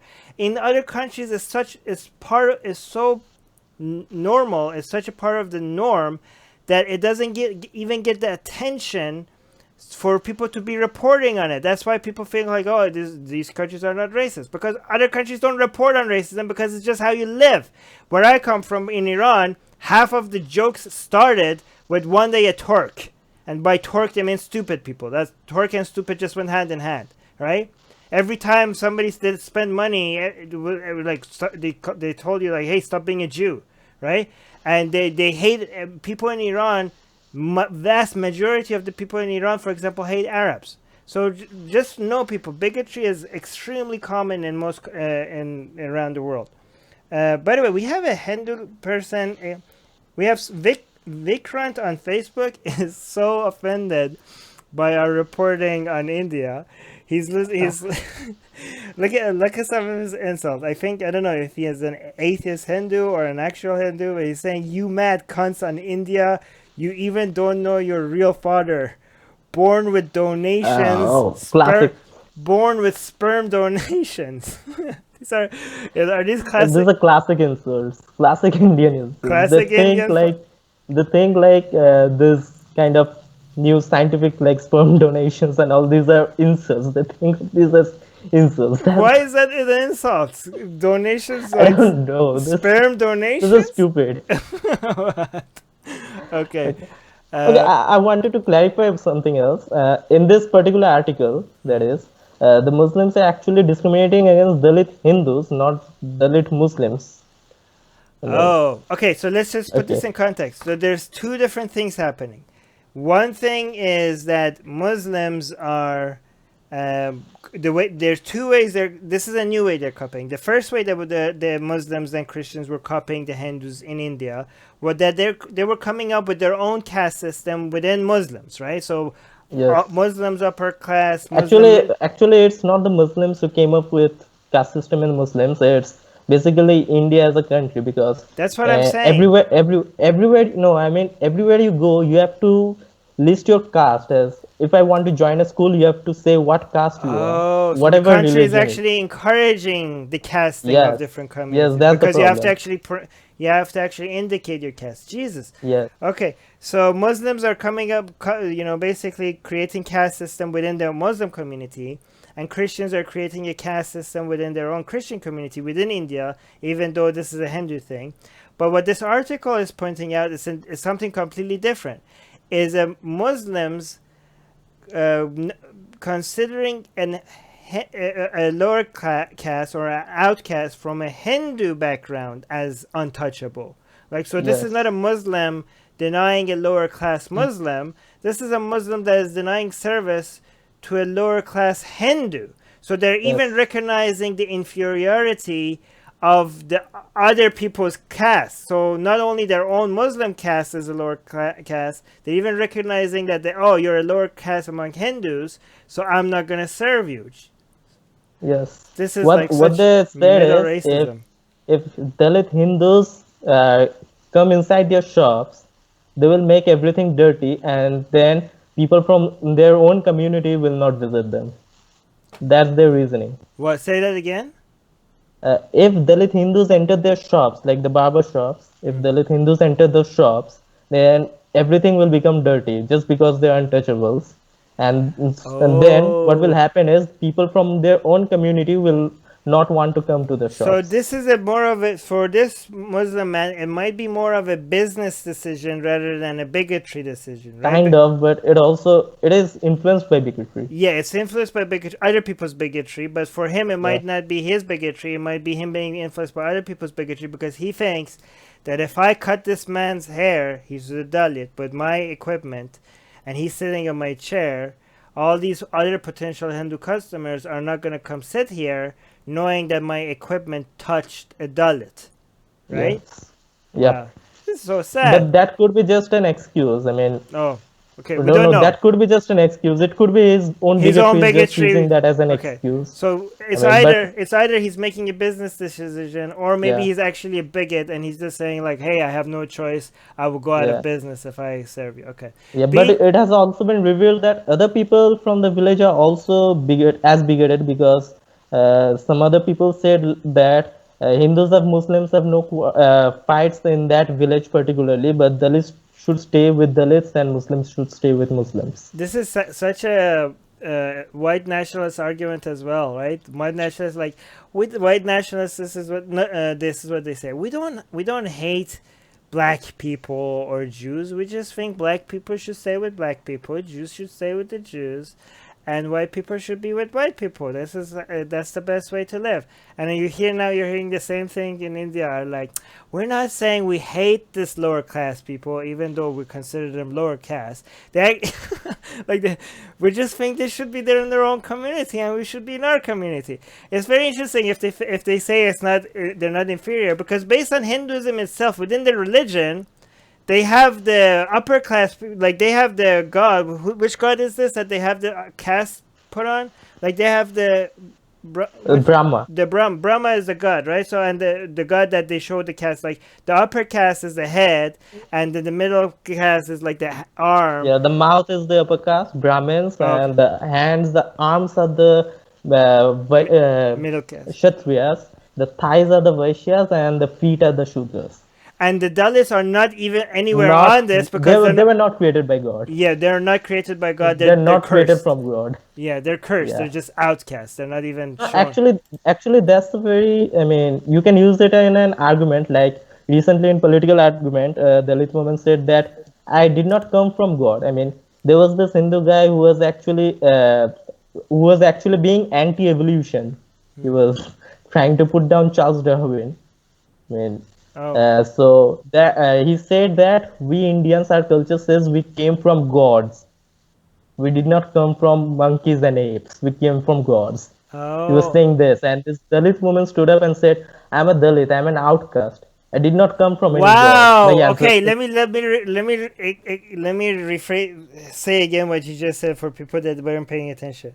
That's such a powerful comeback. So we have different castes in India, and then we have one caste that is not technically a caste, is an outcast. So there's a hierarchy of caste, and then the Dalits, which are completely out of the caste system, they're untouchable, right? And all of these castes, which are with their hierarchy, what they're saying is that they come from gods, right? But the outcasts, the untouchables, which are the lower of the low, they don't even come from God, and they haven't been created from God. So this anti-evolution person, where was this, in Congress or in? No, the anti-evolution person is from BJP. Okay, where was this being? Okay, somewhere. But they were making the point that we don't come from monkeys, which is such a stupid way of looking at evolution. We come from God, and this Dalit woman's comeback was, no, in Hinduism, you don't even consider, I don't come from God. I'm an outcast. I'm a Dalit. So that was that's a badass response by that Dalit lady. That's good. I like that. Yeah, I can actually use that response because I come from a Dalit family as well. Really, you come from a Yep. Dalit family? Oh wow. Have you experienced first-hand Well- bigotry for being a Dalit? Casteism is not that prevalent in the state where I live, but Okay. little bits, not exactly casteism, but when Which states are is the most West prevalent? Bengal. I'm from West Bengal, and Uttar Pradesh and I guess Tamil Nadu. Some South Indian states are very casteist. Very castes. Okay, South Indian states are more castes. BJ is Uttar saying Pradesh as well. This one, North India. This is from North India, Uttar okay, Pradesh. North It India is as well. also it's Okay. the most Hindu state, I guess. Right. Oh wow. Okay. So by the way, people, India is you get very different experiences from one state to another. So people often talk about India as if it's just one thing, and sometimes we do as well. But there's a lot more nuance to it because states are very different from each other. There are some general things that are true about all of India, but there's also a lot of differences. Bija saying so now Muslims saying not equal until Dalits become Muslim. I don't. Okay, so if a Dalit becomes converts to Islam, will Muslims still hold their Dalit background against them? Well, depends on the Muslim. Okay. Depends on the Muslim community, I Right. guess, because you still have to legally identify as Dalit, Okay, so that and will always actually, stick. that is not the politically correct term anymore. Yeah, It's called scheduled castes. sure it can. Wait, so when you file applications and stuff, you actually have to put your caste down. Yeah, I mean, Jesus, that's I'm horrible. from a Catholic school. I'm from a Catholic school, okay, Hmm. and we still had to give our caste Hmm. there. So just think about it. Like Christian schools want your Hindu caste in their applications.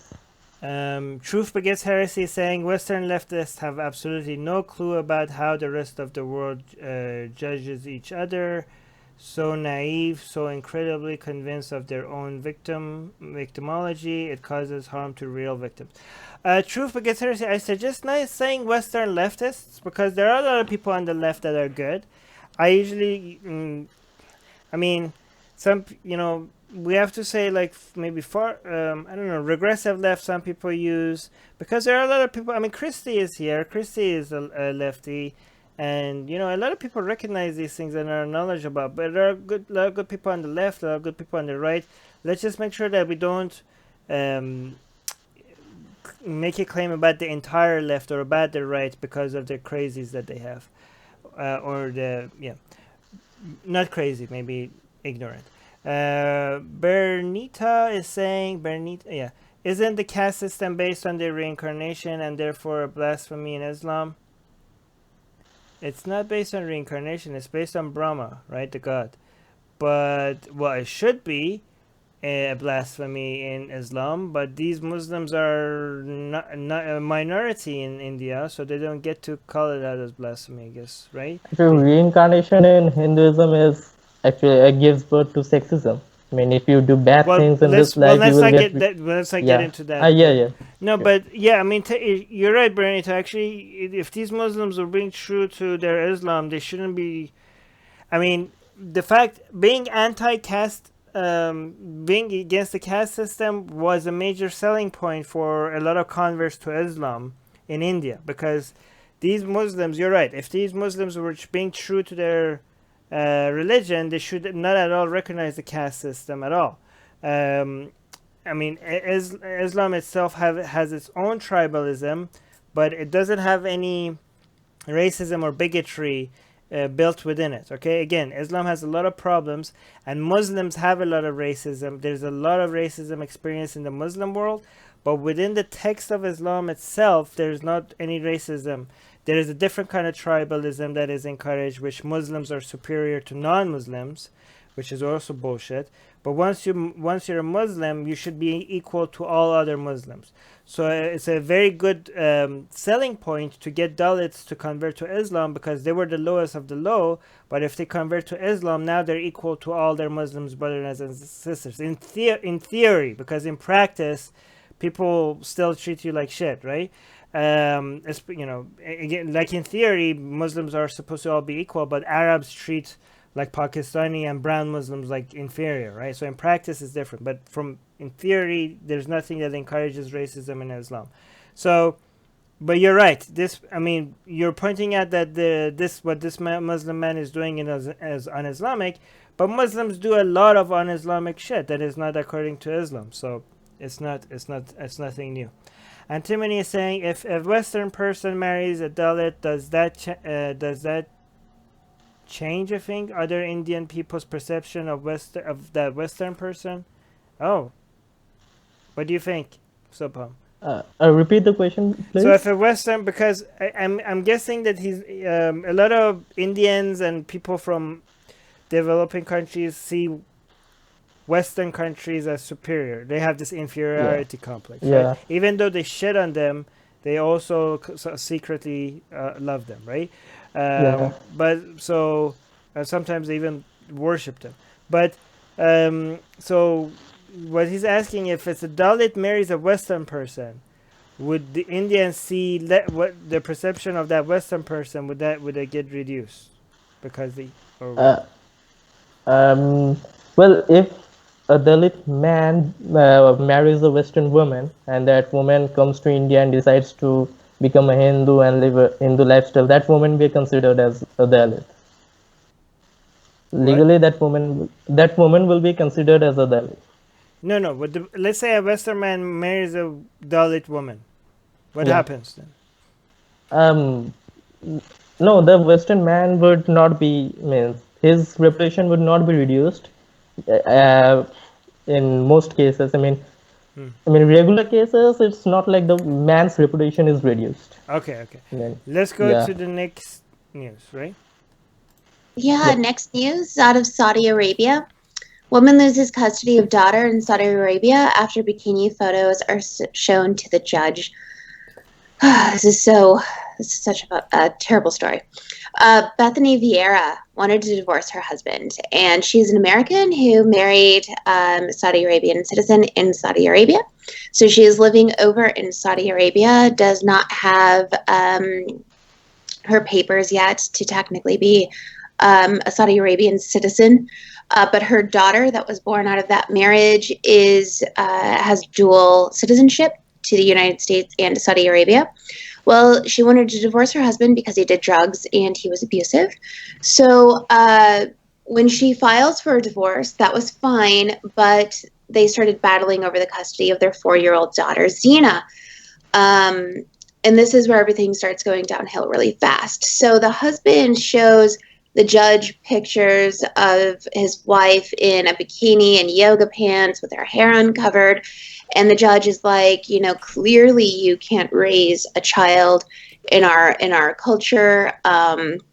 So he takes custody away from the mom because it's the dad. Well, the mom shows the judge videos of the dad smoking weed or rolling a joint, saying like fuck Allah or admitting he was an atheist, something along those lines, and verbally abusing the wife in front of the daughter. So the judge says, well, clearly this man can't have custody of this child either. So the judge gives custody to the man's mom in Saudi Arabia.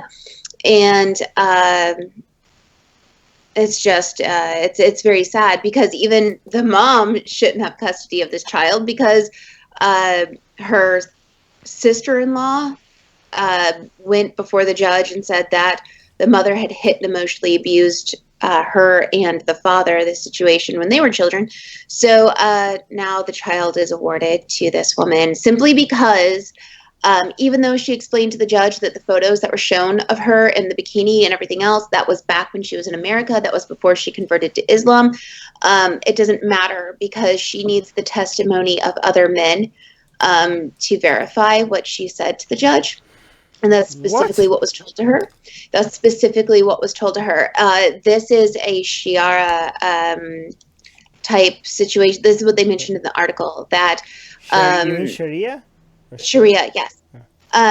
So it's Sharia law, and she can't testify. Anything she says doesn't matter, even though she showed video.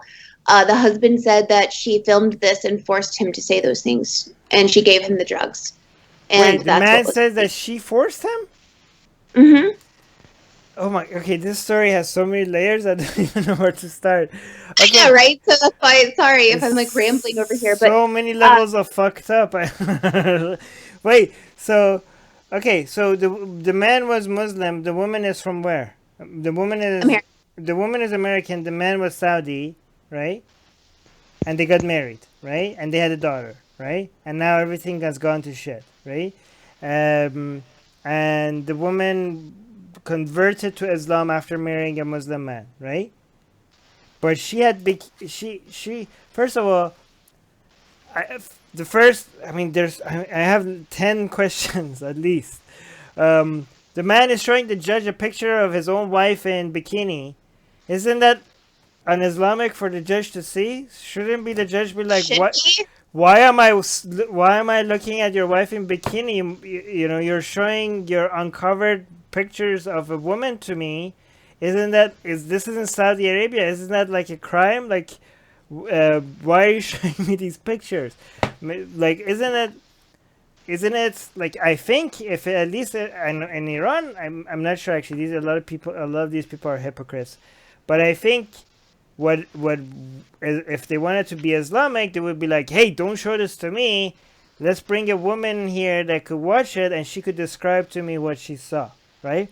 And that could be a crime. Well, it could be a woman, because that has to be a testimony from a man. Remember? No, you can have you need to have 2 women for every one man. You need 2 women for every woman. Yeah. So the value of the test, you'd have to bring in a group of women. What? Because one man said that his wife is in a bikini, so you'd need at least 2 women to say, okay, yeah, he's right. Yeah, so this is actually not even in the hadith. This is in the Quran, right? So the testimony of a woman is worth half of a testimony of a man, because women are not as intelligent as men according to Islam. So so you need 2 women to be able to have that to make it more reliable. Actually, the reasoning for why you need 2 women is given in the hadith. But the fact that you need 2 women for is mentioned in the Quran. So this is for all Muslims. Okay, so and then like, okay, so you lose custody because you're in a bikini, and she's like, so he believes the man, but when he said like, this was before I was a Muslim, he's like, well, says who? Says you? Where's your? Where's it? It's so weird. That's exactly what I said to her when she went before the court and said, so how fucked up? Before we were married, he said, you need a man to testify that for you. This is a very screwed up system. Like, you know how easily I could abuse women randomly in Saudi Arabia if this is the standard. Like, I could get me and my 5 buddies to go make an accusation against, like, you, Ali, if me and you were living in Saudi Arabia. I could just get 5 of my buddies and myself to make a testimony against you. And now you have to go find 12 women. You have to go find 12 women to defend yourself. And if you can't find 12 women, I win my accusations. So this is really crazy. Oh, actually, no. Maybe you could go find men, but good luck with that. I could go find 7 men. 7 men. How could you? You can't even walk around without a guardian. So good luck with that. Try. You're trapped.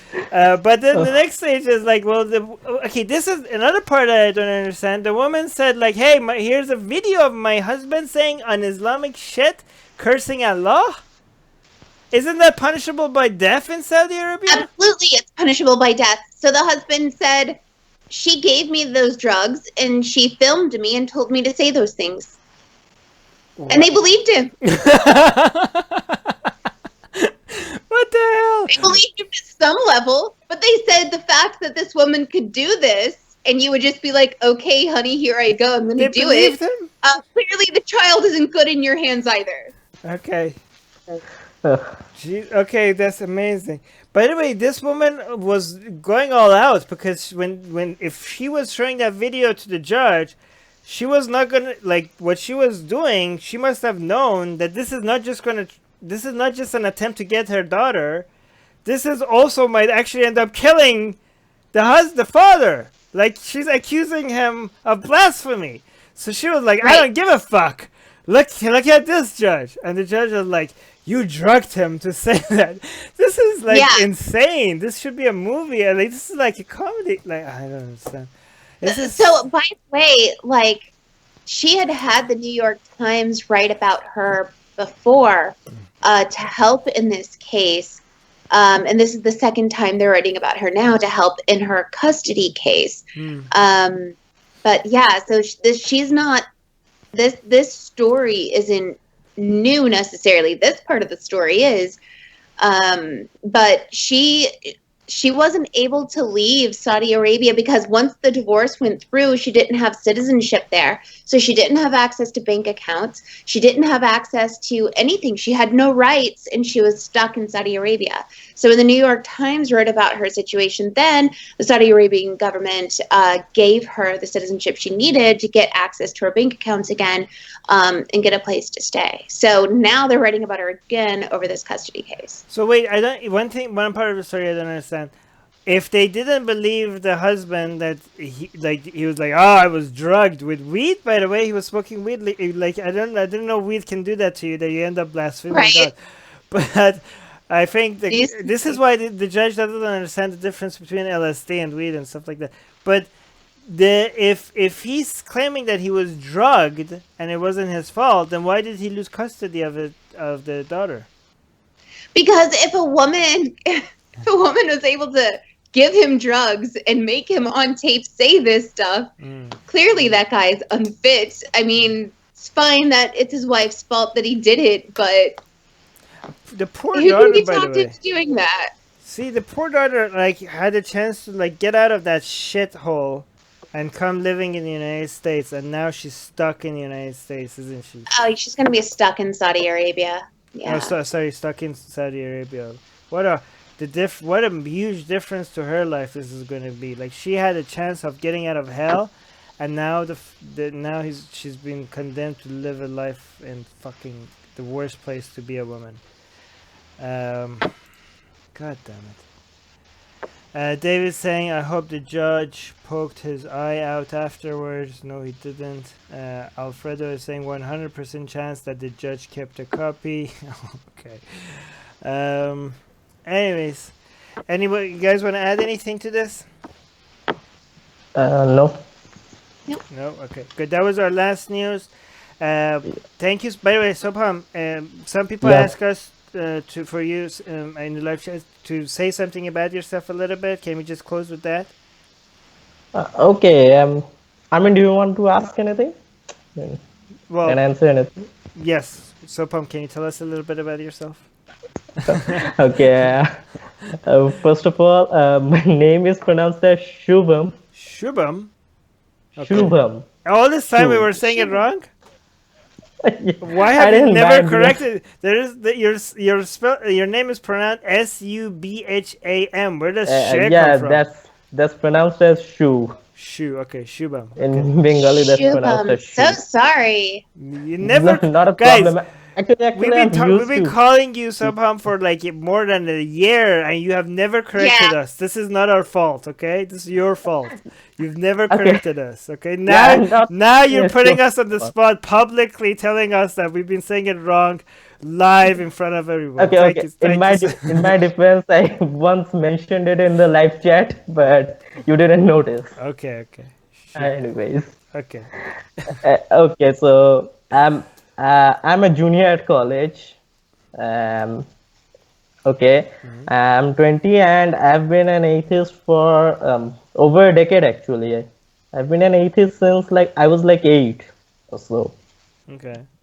All right, and I came to Hinduism like a year ago or so. I mean, I did know that Hinduism has some like problematic stuff, but I was like one of those apologists that say, okay, Hinduism might have some bad stuff, but you can correct it and all, but it is not that bad. But as I came to know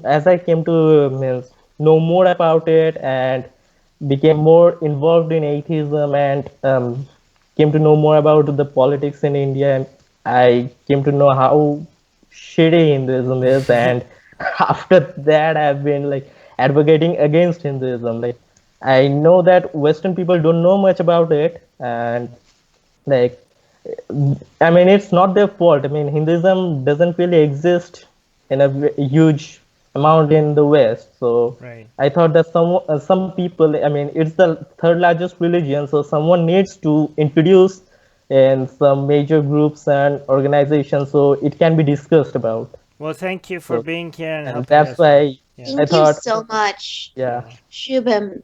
Thank you. Thank you. Yes, was that right? Yeah, yeah, Shubham. Shubham. Okay. But Chris is saying, love you guys. Hugs. Chris is saying, Armin, Ali, Shubham as well. Love you. Great to see you again. And Timony is saying, thank you, Shubham, Ali, and Armin. Beej is saying, that sounds. Oh wait, that's to us. That's not to us. Oh, hugs. Love you, all of you guys. Thank you so much. Also in the Facebook live chat, John Brown, Keisha, Vikrant, with all your swearing. Thank you for being here. Sorry for offending you. Well, actually, no, I'm not sorry. Alexander, wow. Talat, everybody else. Sorry for Pakistani atheists. Yeah, thank you guys, and see you again next week. Bye.